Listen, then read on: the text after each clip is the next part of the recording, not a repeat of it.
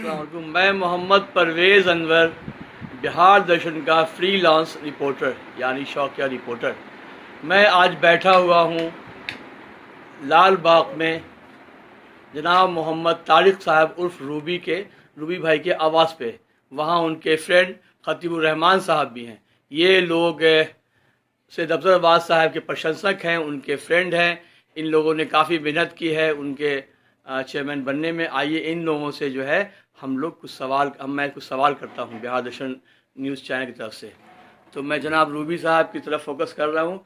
जनाब रूबी साहब, आप बताइए कि जनाब सैयद अफजल अब्बास साहब के बारे में जो चेयरमैन बनाए गए हैं उस बारे में आपका क्या कहना है?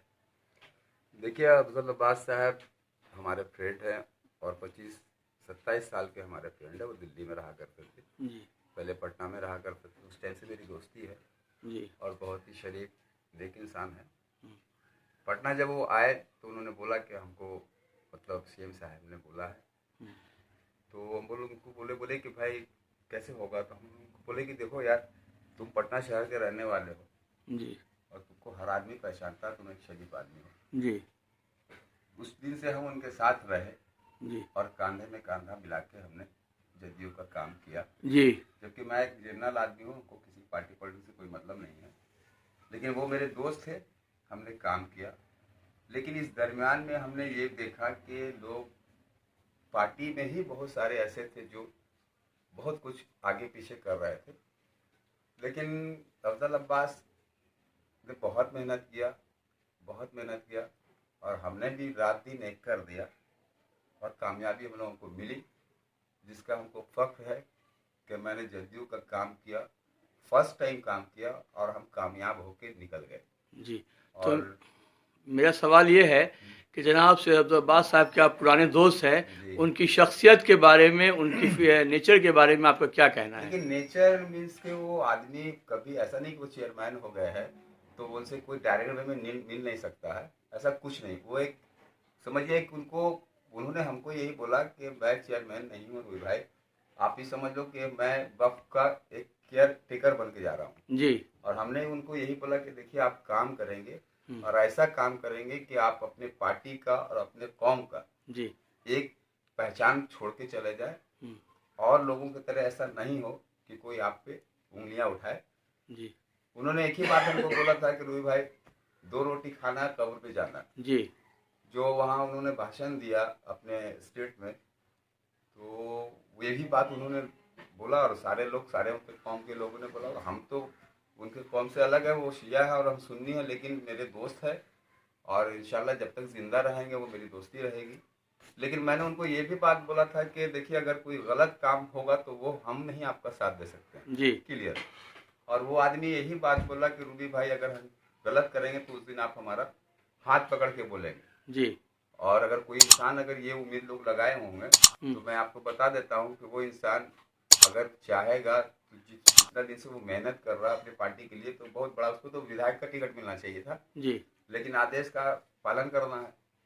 देखिए भाई, जो महामहिम उनका हुक्म था और उन्होंने बोला, उस आदेश का उसने पालन किया। जी अब अफजल अब्बास को भी उसी तरह से जैसे महामहिम ने उनको बनाया है, उनको नॉमिनेट किया था, तो उनको भी खड़ा उतर करके दिखाना होगा। जी। अब मैं जनाब खतीबुर रहमान साहब की तरफ मुखातिब हूँ, मैं उनके ख्यालात जानने की कोशिश करता हूँ। जनाब खतीबुर रहमान साहब, मेरा सवाल आपसे ये है कि सैयद अफजल अब्बास साहब ने जो इमाम हुसैन हॉस्पिटल के बारे में अनाउंसमेंट किया है कि मैं बड़ा अस्पताल बनाऊंगा, इस बारे में आप क्या राय रखते हैं और आप क्या इन्फॉर्मेशन देना चाहते हैं आवाम को? हमारा ये कहना है कि अफजल अब्बास साहब माशाल्लाह बहुत नेक और सुलझे जी हुए इंसान हैं जी और वो अपनी कौम के लिए कुछ जी करना चाहते हैं। जी और मुझे उम्मीद है इंशाल्लाह हम्म, मुझे अल्लाह से और अफजल अब्बास साहब से ये उम्मीद है कि अफजल अब्बास साहब ने जो सोच रखा है अपनी कौम के लिए, जी इंशाल्लाह उनको उसमें कामयाबी मिलेगी। जी। तो अब जनाब रूबी साहब से मैं फिर मुखातिब होता हूँ कि हॉस्पिटल के बारे में खतीबुर रहमान साहब ने अपने ख्यालात रखे, तो इस इमाम हुसैन हॉस्पिटल का जो उनका ड्रीम प्रोजेक्ट है, इस बारे में आप क्या राय आप किस हद तक मदद करेंगे उनके इस ड्रीम प्रोजेक्ट को पूरा करने में? देखिए, हम उसमें मदद क्या करेंगे, हम तो उस लायक आदमी नहीं है, लेकिन हाँ, उनके साथ शुरू से थे और लास्ट तक रहेंगे जी। और फंड इतना है कि नीतीश कुमार के अगर सरकार हमारी बननी ही है और वो चाहेंगे तो इसको करेंगे और अपने कौम का भला करेंगे, जिसमें हिंदू, मुस्लिम, सिख, ईसाई उस हॉस्पिटल में सारे गरीब लोग इलाज अपना करा सकते हैं जाकर। सिर्फ एक कम्युनिटी की बात नहीं है, सारे जितने भी कम्युनिटी के लोग हैं उसमें उसका इलाज होगा इंशाअल्लाह। हाँ। तो और अब माशाल्लाह हमारे अफजल अब्बास साहब पूरी कोशिश कर रहे हैं और इंशाल्लाह वो कोशिश करेंगे और माशाल्लाह बहुत ईमानदार आदमी है और अपने कम्युनिटी और अपने कौम के लिए वो बहुत कुछ करना चाहते हैं। उसमें हम लोगों को भी सपोर्ट करना चाहिए और इंशाल्लाह हम लोग सपोर्ट करने के लिए तैयार हैं।